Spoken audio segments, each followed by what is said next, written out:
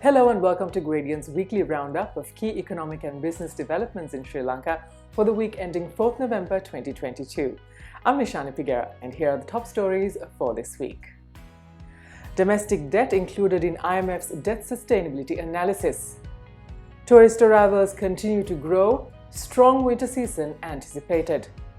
Badoer investments to bring in $220 million to the port city. Inflation eases, further declines expected.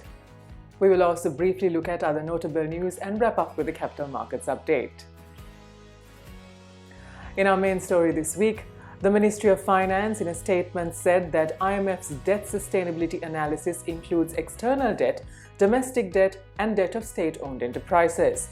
The inclusion of domestic debt is a significant development as Sri Lanka had previously attempted to focus on restructuring external debt.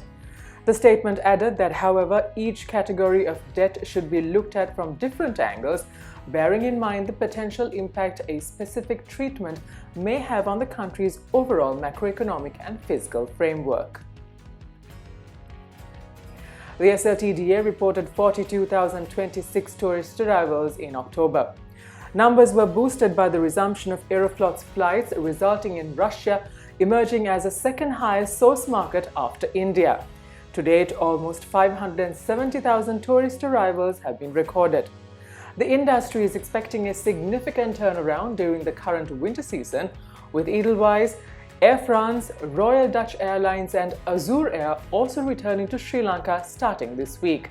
Moreover, according to Harin Fernando, Minister of Tourism, from Thursday, Sri Lanka will start the promotion of the FIFA zone travel packages targeting the World Cup fans.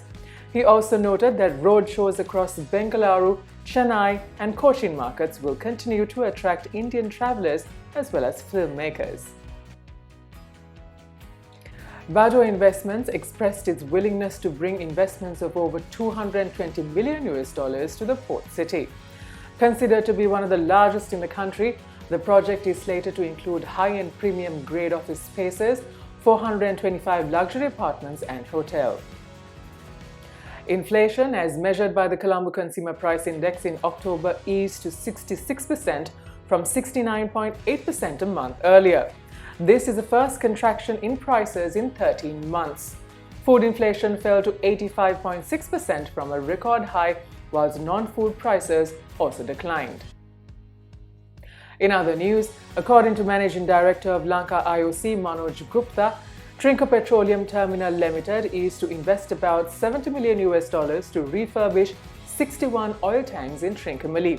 In the first phase, 10 tanks with a capacity of 10,000 metric tons each will be refurbished, which is estimated to cost between $15 to $20 million and is to be completed in 2023.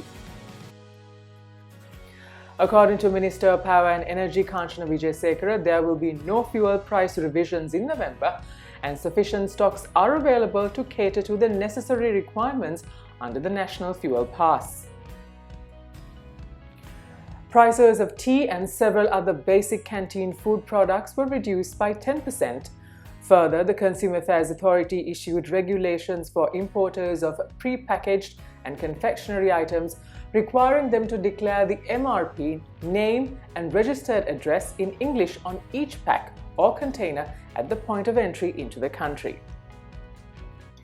And now let's take a look at the weekly movement of the All Share Price Index and the S&P SL20 Index at the Colombo Stock Exchange.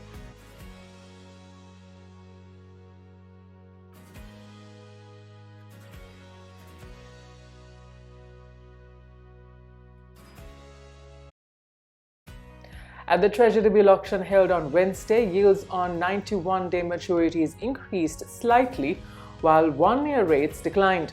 Of the 179 billion rupees worth of bids, 89 billion rupees were accepted.